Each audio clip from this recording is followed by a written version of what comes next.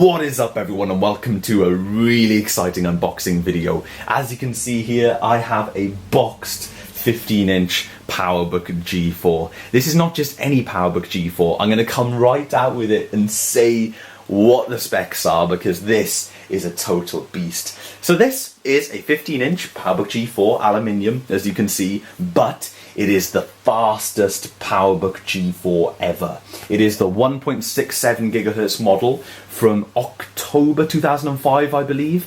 And it's not the processor speed. The previous models had a 1.67 gigahertz option, but the awesome additions to this machine include a higher resolution display. This has a 1440 by 960 15-inch display, which is incredible. I can't wait to see it in comparison to my old PowerBook that I was used to. It's also meant to be a better quality display and a brighter display in general. And because I've been the owner of an early generation MacBook Pro as well, I look forward to seeing what this display is like in comparison to the MacBook Pro. That is one thing that I'm super excited about. So this is the fastest model, high resolution display, dual layer super drive, one of only two lines of PowerPC Macs, that has DDR2 RAM. This is my first ever PowerPC Mac with DDR2 RAM. You might be thinking, oh Tom, big deal, who gives, man, DDR4 is out now, whatever, but this stuff is really important to me. I think it's cool, and I can't wait to use a PowerPC Mac with DDR2 RAM. I think it's going to be wicked. The other thing that you get with this model is a dual layer super drive. It's just a balls to the wall PowerBook G4, and it's super rare because by the time this thing came out, Apple had already announced the switch to Intel, so everyone was hanging fire for the MacBook Pro and other Intel machines, and this wasn't on the market for very long, and to find it boxed is just so incredible, so I had to bid on this on eBay.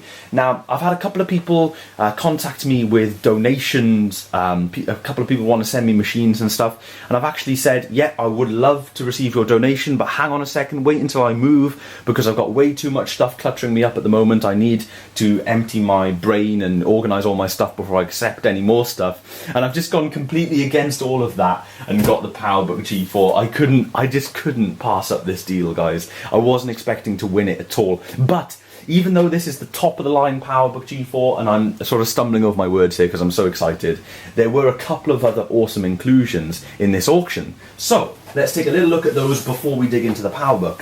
Firstly, I have one of these. This is a case that is brand new, never used, made by IMNC, which, a little bit of interesting fact about me, when I first bought my iPhone 3GS from the Apple Store in 2009, I actually bought an IMNC slider case from the Apple Store for £25 when I got my iPhone, just because I wanted it to be safe on the way home. But yeah, that's my particular experience with IMNC. But this is really cool. It's still got the sticker on the back. It costs 20 quid, and it's for 15-inch PowerBooks or 14-inch iBooks. So this is a little snapshot of Apple Shop history, which is fantastic, and a nice feeling sleeve as well. I probably won't use it. I'll probably keep it sealed because it's just pretty cool. But yeah, that's just a case. You're probably thinking, wow, whoop-de-doo, big deal, Tom. But check out another free bonus that I got with this boxed PowerBook. Bearing in mind that the price I paid for this was pretty much the going rate. I didn't get a steal or anything like that. It was nice to find it, but they're not they're rare machines, but they're not sought after highly at the moment. They will be one day though, and that's why I'm going to keep this in my collection, I think. But check out what I got with it. Here we have it, and no, I haven't taken the PowerBook out of the box. This is an entirely different PowerBook. In very small writing at the bottom of the auction, they said, oh yeah, by the way, we'll be including a second PowerBook. Check out the last two pictures, and all the way over in the end of the picture selection, there was two pictures of another machine, and here it is. On closer inspection, this is a FireWire 800 PowerBook G4, so it's a lot older. It's either going to be a 1 gigahertz or a 1.25 gigahertz, but one thing about it is it's had all of the screws removed, so the entire computer is actually just taken apart. But if you have a quick look inside here, if I just lift up the casing, there we go, you'll be able to see that the computer is pretty much complete except the hard drive. Even the hard drive cable is there. So as you guys know, I have a spare PowerBook upstairs that's in pieces that I have all the screws for, so I'm hoping to make a really good model, a really good PowerBook out of the two models that I have. and get some of my money back by selling either this PowerBook or the one upstairs. Probably this PowerBook because it's in much better condition. And just as another little bonus, as if that wasn't enough, that one also came with a case, which is fantastic. So yeah, I basically got a free PowerBook with my new PowerBook that I'll be selling. So expect some content where I take 2 PowerBooks and try and make a nice PowerBook out of 2 broken PowerBooks, which will be good fun. I'll do that sometime this year. It'll probably go into the pile of projects that I need to do. Obviously I'll be moved by then and I'll have space to do these things, but yeah, that's going to be really exciting. But all of that aside, I've already gone on for like over 5 minutes now and I haven't even dug in to the pride and joy. This is the PowerBook G4, October 2005, absolute monster of a beast of an annihilating dinosaur, whatever the hell. It's just a rad piece of kit. Right, let's dig into it. Yeah, here we have it. PowerBook G4 15-inch widescreen display. There's a picture of the PowerBook. Flipping it round, bang. On the other side, here we have the PowerBook open. On this side, here we have the Apple sticker and the label that says it is the balls to the wall model, which I've read about 6 times and just can't stop looking at. Here we have the other side, Apple logo. And this is not my first boxed PowerBook actually, guys. My actual PowerBook from back in the day, the one that I took to school with me as a shorter, younger lad, that was boxed as well, but I sold that a long time ago. On the top we have specifications of the machine, and yeah, absolutely brilliant stuff. So let's dig into this and take a look.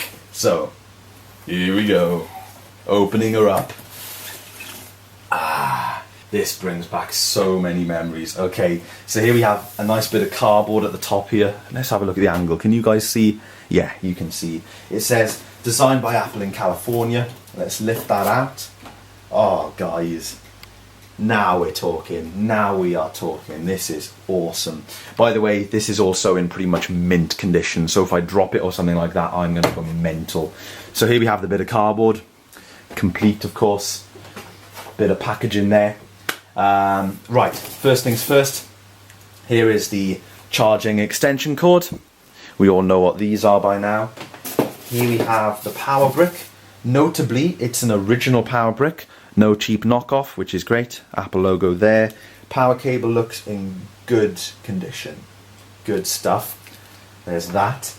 Over here, something I was not expecting, we have, oh yes, the Apple, never had one of these guys, this is sealed, look. The Apple S-Video to composite adapter, look at that. And not only do we have that, we have the Apple DVI to VGA. I think they included these with these machines, I think, don't quote me on that, but these machines were before the time that they stopped including all the handy accessories. And sealed, we still have the UK adapter for the power brick, still sealed. So check that out, guys, that's amazing. Was not expecting that. That is killer. Yeah, I've never had one of these. I do actually own one of these. There was a load available somewhere really cheap and I grabbed one, but never had one of these. So without getting too excited about some small adapters, let's pull this out really carefully.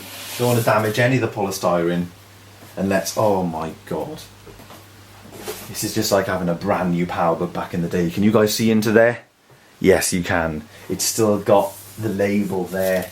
It's pretty much, this is mint, guys. This is an experience and a half. Okay, so here we have the PowerBook. And really carefully,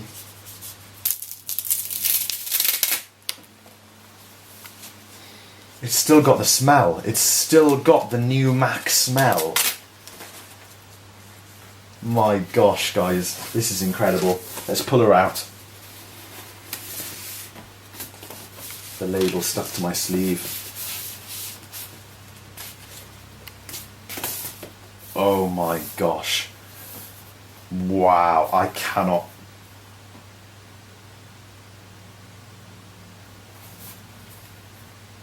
This is amazing, guys. This is in such good condition. I've never in my life seen a PowerBook in this much, in a condition like this. Couple of little nicks here and there, but that's to be expected. Yeah, this is really ace condition. So I'm going to move the box to one side and show you guys the PowerBook closer up so you can see the condition. So here we have it, guys. Here we have it. I'm going to do the first open on camera. So there's the latch. Oh, wow. Look, still got the keyboard cover. Holy crap, this is in nice condition. Let's take this off. Yeah, it actually smells brand new, guys. And for those of you who don't know what I'm on about, if you buy a brand new Mac, there's a smell to it, and it smells gorgeous. But yeah, oh, keyboard feeling as legendary as ever. Yeah, really stunning. So let's take a little look at a couple of the areas that shows that this machine is used. Don't get me wrong, I would class this as mint. Personally, I really would class this as mint. But just, not that I want to find fault, but just thought I'd show you just a couple of areas that give it away that it has been used. Taking a look at the front here, you can see that where the super drive is, there is a tiny little bow down. This is so common because of the wide gap for the slot load here. You'll still get a CD in there, but it's just because of the weight of when you're working on the machine, your palm sitting on the machine will just push it down over time. That is ultra common for PowerBooks, and they've all got a bit of a sort of smiley face bow to them. Although this is more than my old one, I will admit that the user must have been fairly sort of lent on the machine. When I use my laptops, I don't necessarily lean on the machine. My hands sort of more float over the machine, but yeah, everyone's different. One other little dent that I noticed at this, well, I say one other dent, the only dent that I've noticed so far. By the way, guys, the latch system is perfect. And as you can see here, just to show you that the hinge is still extremely responsive, when you press this, the lid sort of springs like that. You can see that the hinge has got that perfect amount of resistance to it that just allows you to open the machine. It's so stiff, but yet it's not lifting the base of the machine.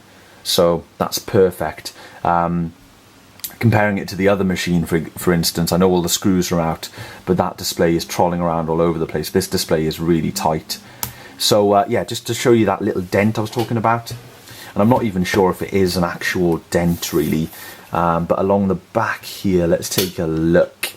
You may be able to see along the back there is a tiny dent, and also there is a tiny dent, but you might not even be able to see that. I can only feel it, to tell you the truth. And my old PowerBook actually had a dent there, so that must be ultra common. I don't know why. But along the sides, like, come on camera, what are you doing? Oh, you can see the dent there now that the camera's decided. There's a little dent, but nothing major at all. Normally with these PowerBooks, you get duffed in sides and corners, especially by the charging port here. As you can see, near as damn it perfect. Same goes for every single corner. Another really awesome factor about this PowerBook is there are 4 rubber feet still on the bottom, which is brilliant, as you can see there.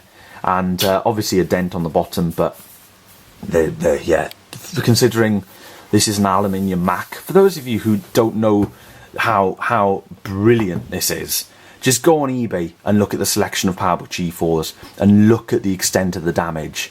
This is colossally brilliant condition for a PowerBook G4.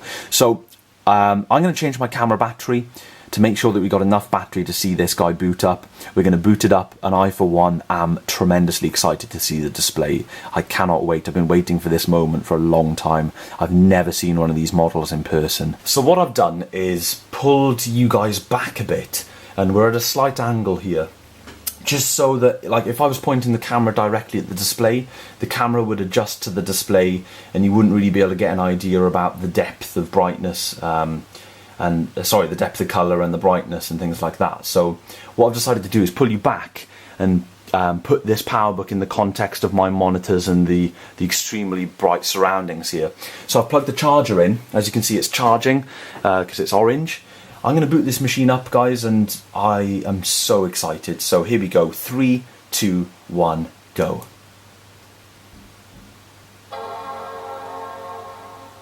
Wow. Okay, first thing I noticed, the optical drive didn't make a noise. There it goes. Okay, I thought that was a bit weird there. So, coming on, we have the Apple logo. You can already tell that the Apple logo is smaller than what it was on my old PowerBook.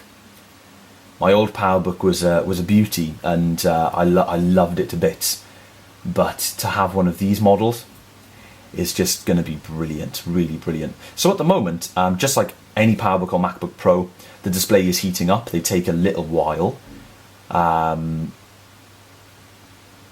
Interesting. Password.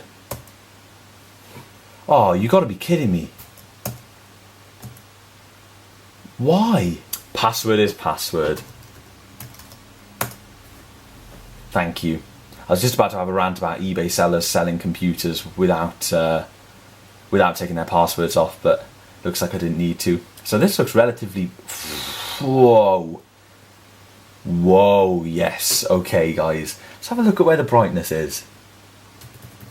Brightness is all the way up. I'm going to give this a chance to heat up a little bit. I will tell you right off the bat that this is not as bright as a MacBook Pro screen right now, but give it a chance. Let's talk resolution for a second. This is very different to my other PowerBook. If we go into system preferences and not a fresh install, it's still got quite a few extensions and things. So let me turn zooming on first of all so that I can see things. Okay folks, I've got my trackpad turned up a bit in speed, 2-finger scrolling working really nicely with the old zoom here. If we go into displays, there we go, as you guys can see.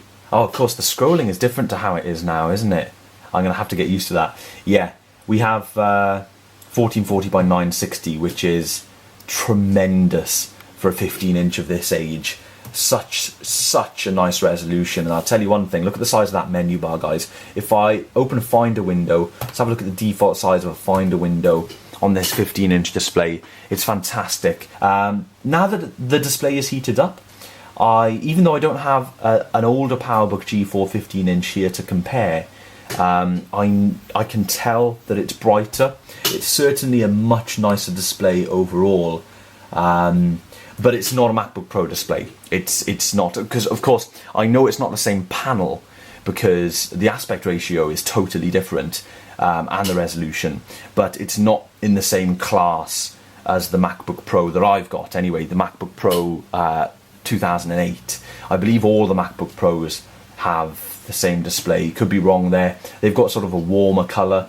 Having said that, I may need to give this display a chance. Looking at a Tiger interface is a very cold interface. Everything's blue and grey.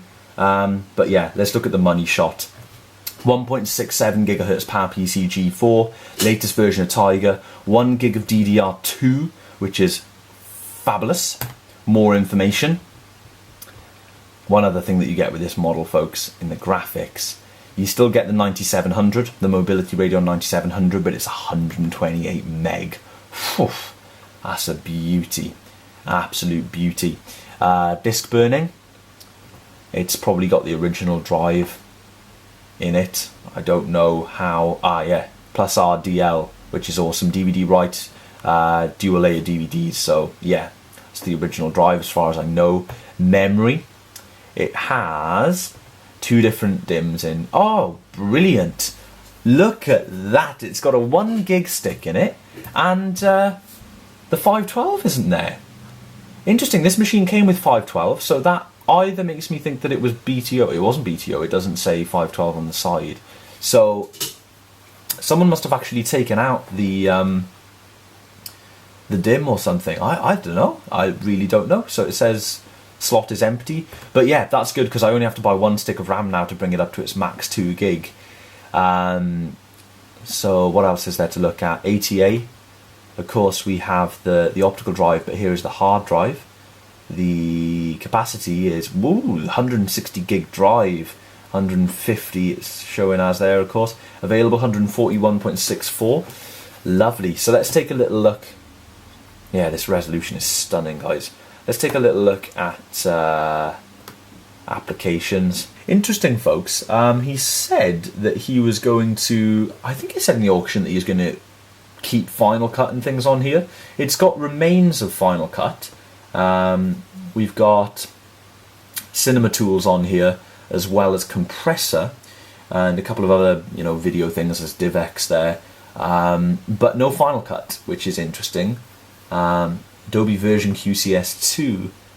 Yeah, it looks like he's stripped out his applications, but that's fine. I mean, I've got, I wouldn't have used them anyway. But yeah, that is the PowerBook. And I tell you one thing, guys, I know it's running Tiger, but it's being very snappy indeed. It's very, very nice. Yeah, you can see it's had CS2 on here. It's definitely had the full Final Cut shebang as well. DivX Flash Player, Freecon 1-button sync, and stuff it. Yeah, well, I'll tell you one thing, folks. As you can see, this PowerBook is working tremendously. I'm just going to test the DVD drive. That's one thing I want to do. Not much of a test. The only DVDs I actually can find right now are blank.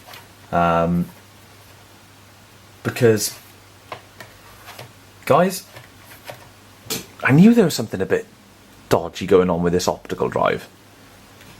My DVD doesn't want to go in. Give me 2 seconds to look at this. I've just restarted the machine now to take a listen to what the drive does. I don't think the drive is 100% happy in there, folks. Which is a bit of a shame, because the dual layer optical drive is one of the talking points of this particular model of PowerBook.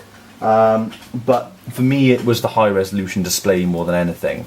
I'm going to check over the auction, see if it mentions anything about that. It could have done, I can't remember. If it doesn't, I will ask the seller about it. I'm not going to expect a little bit of a partial refund because of the optical drive in a 10-year-old computer doesn't work anymore. But it would have been nice if he's obviously tested the machine, so it would be nice if he did test it and mention it. But I will double check it with a couple of other DVDs or CDs or something. But the discs aren't physically going in. But anyway, that's a story for another day. It'll be easy enough to get another optical drive for it. I just want to get the same. I want to get the actual Apple one because I want to keep that legit. Because as I said, that's one of the talking points about this model in general. So I know this has been a bit of a long video, guys, but hopefully you've really enjoyed it. Just as we're closing up, I'd like to finish off with a couple of notes about what you can expect from this machine and the PowerBook scene on the channel and the Apple laptop scene in general. As you guys know, I've got quite a few machines now that need my attention. And I'm still living here, but as you guys know, very, very soon I will be moving. And it's definitely very soon. I don't know when this video is going to be uploaded, but yeah, it's just in a matter of a few days. And once I move and have my own office space and own organisation, I'm going to give attention to all of the machines that need it. Now, some of the machines need a bit of money spent on them to make an entertaining video in regards to upgrades and stuff. And I actually decided the other day to spend some money on my 12-inch PowerBook G4. I have an 867 megahertz 12-inch PowerBook, and I did a couple of upgrades. But unfortunately, during the filming of that video, I actually accidentally broke something within the PowerBook. I'm not going to give too many details. If you want details, keep an eye on the next vlog, because that is now turning into a saga. But I hope to get it fixed, so there will be a massive PowerBook G4 12-inch saga video uploaded. After I do that one, I would love to look at this one straight away, but I may need to save up a little bit in order to get the upgrades that I want to get for it, because this is a balls to the walls PowerBook model. I want to give it balls to the walls upgrades. I really, really want to max this thing out in a tremendous way. I want to get a killer battery for it as well. And I think to do that, I'm going to have to go to OWC, so I'm going to need quite a bit of money saved up. So you may not see this until maybe the summer months, but rest assured that this, along with the iBook G3, the PowerBook G3, and a couple of other laptops that I may be getting my hands on, rest assured that they'll all get their time in the spotlight on camera. I haven't forgotten about them, don't worry. But the next thing you guys will see will be the PowerBook G4 12-inch in regards to PowerPC laptop goodness. because that is the saga that I'm in at the moment. And of course, you'll see a video where I'm taking those two faulty PowerBooks and making a working one out of the two, hopefully. That would be really, really good. So guys, in closing then, this is my PowerBook G4 1.67 GHz fastest PowerBook model ever. They did a 17-inch as well, but that has identical specifications, just a higher resolution display, of course. So in theory, this one will actually run a tiny, teensy wincy little bit faster, because it's pushing less pixels to the display. That's graphically anyway, but overall they are pretty much the exact same machine. 1.67 GHz, 2 gigs of RAM max, 128 megabyte ATI Mobility Radeon 9700, dual layer super drive. It's got all the funky stuff, Bluetooth airport, obviously, the illuminated keyboard, which we haven't looked at. So live right now, ooh, I'm glad I didn't forget. Let's close the blind, turn off the video lights, turn that off, turn off the big light. And I will say one thing, folks. I remember from my old PowerBook, it was much fussier than my MacBook Pro at when it came to the ambient light sensors. So maybe I'm just going to have to cover them myself. The keyboard is indeed lighting up.